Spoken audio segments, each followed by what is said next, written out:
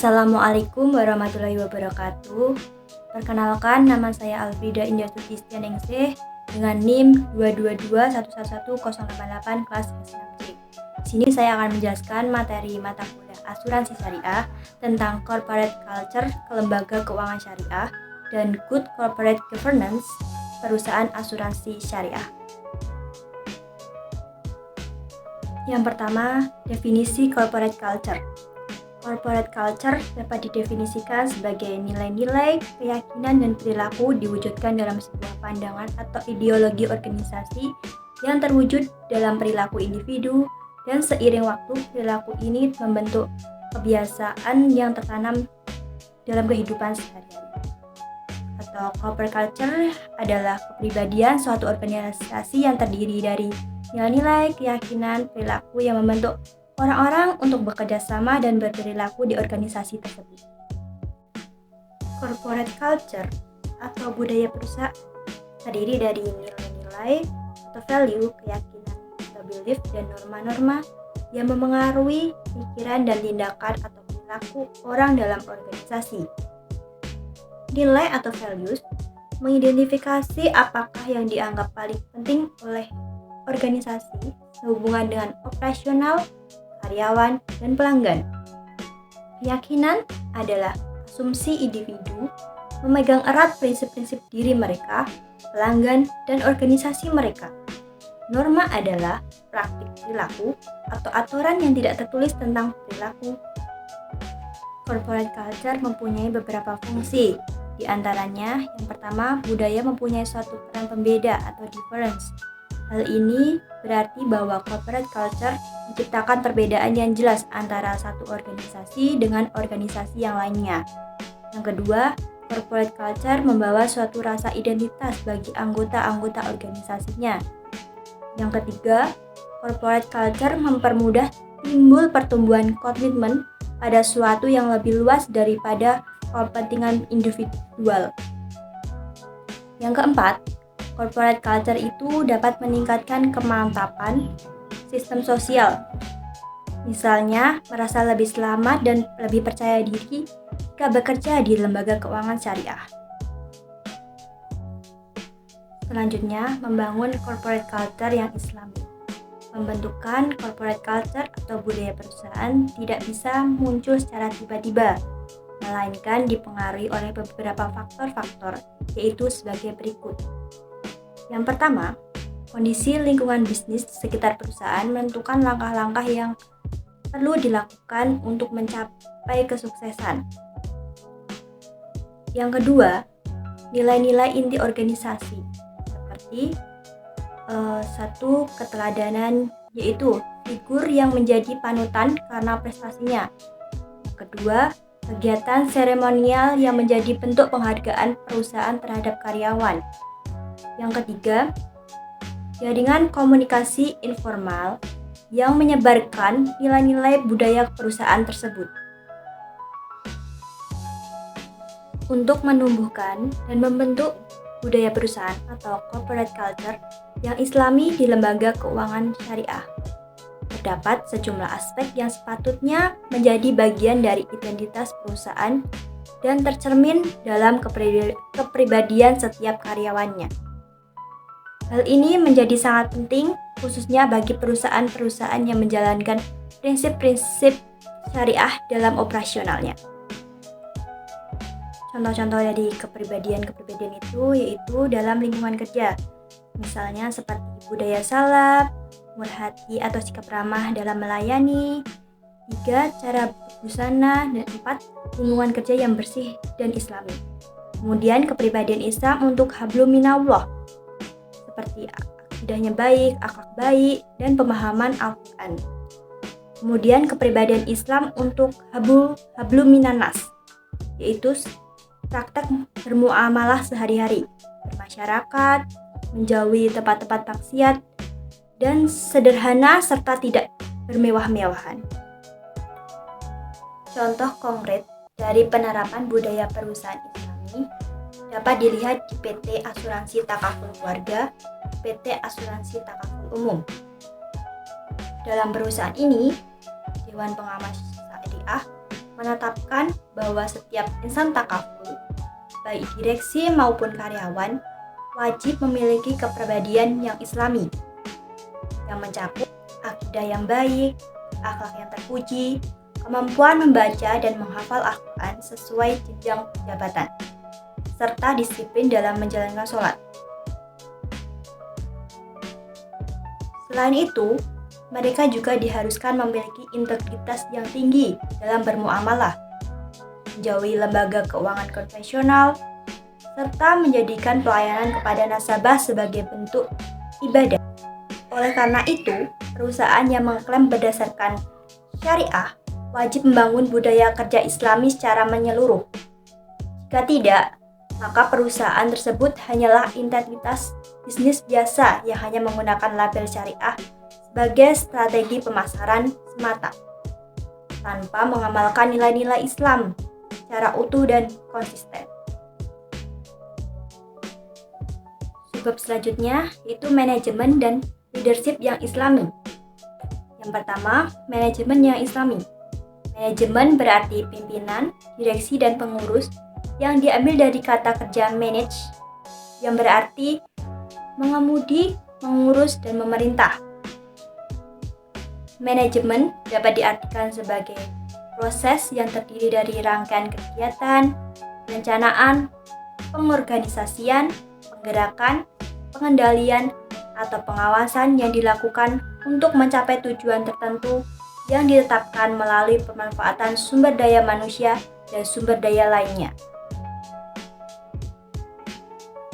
Manajemen yang Islami adalah proses penggunaan sumber daya secara efektif dan bertanggung jawab untuk mencapai sasaran yang telah ditetapkan organisasi sesuai ajaran Islam. Dalam Islam, manajemen menekankan keteraturan, tanggung jawab, dan efektivitas yang berlandaskan pada Al-Quran dan Sunnah. Manajemen Islami mengutamakan perencanaan yang matang, tindakan yang bermanfaat, dan hasil yang sesuai tujuan.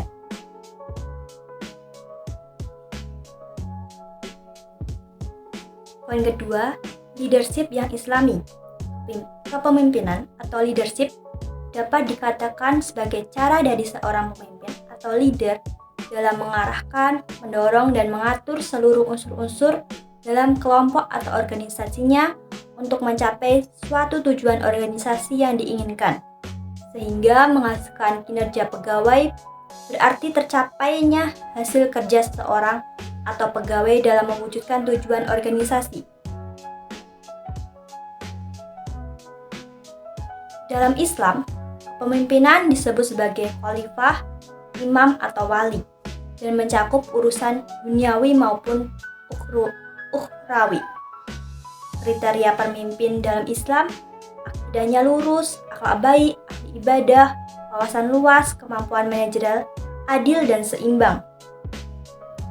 Pemimpin yang ideal meneladani sifat Rasulullah, yaitu sidik yang berarti jujur, amanah yang berarti dapat dipercaya, fatonah, cerdas, tablik yang berarti menyampaikan. Pemimpin dalam suatu perusahaan adalah kunci penentu berhasilnya suatu perusahaan membangun corporate culture. Karena pada umumnya, tingkah dan pola perilaku pemimpin inilah yang senantiasa menjadi contoh bagi karyawannya, yang selanjutnya menjadi kebiasaan dalam perusahaan tersebut. Dan selanjutnya, good corporate governance. Good corporate governance adalah sistem dan struktur untuk mengelola perusahaan dengan tujuan meningkatkan nilai pemegang saham atau stakeholders value, serta mengalokasi berbagai pihak yang berkepentingan dalam perusahaan, seperti kreditur, supplier, asosiasi usaha, konsumen, pekerja, pemerintah, dan masyarakat luas. Prinsip-prinsip dalam good corporate governance. Yang pertama, keterbukaan atau transparansi. Transparansi dapat diartikan sebagai keterbukaan dalam proses pengambilan keputusan dan keterbukaan dalam mengungkapkan informasi material dan relevan mengenai perusahaan kepada pemangku kepentingan. Kedua, akuntabilitas atau atau accountability. Akuntabilitas merupakan kejelasan fungsi dan pelaksanaan pertanggungjawaban organ perusahaan sehingga pengelolaannya berjalan secara efektif.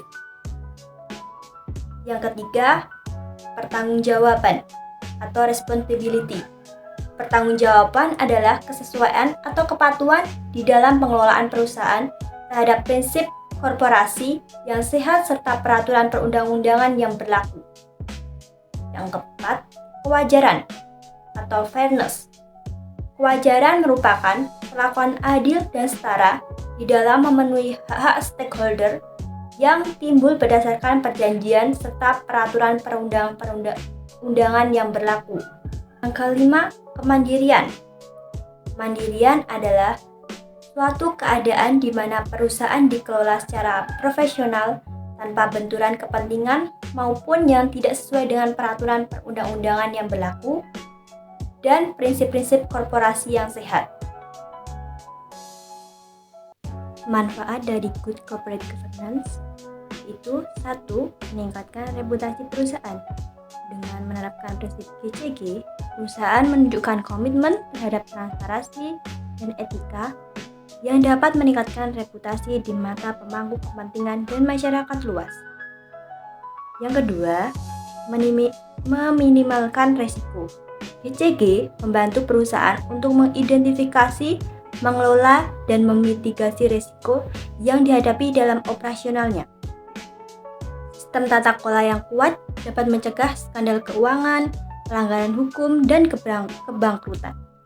Yang ketiga, meningkatkan kepercayaan investor. Investor akan lebih tertarik untuk menanamkan modal di perusahaan yang transparan dan akuntabel. GCG membantu menciptakan lingkungan yang lebih aman dan terpercaya bagi investasi. Yang keempat, meningkatkan kinerja keuangan. Perusahaan akan dikelola dengan prinsip-prinsip GCG cenderung lebih efisien dan berkelanjutan dalam operasionalnya, yang pada akhirnya dapat meningkatkan kinerja keuangan. Pengelolaan sumber daya yang baik dan berorientasi pada jangka panjang akan memberikan hasil yang positif bagi perusahaan. Yang kelima, mendorong keberlanjutan.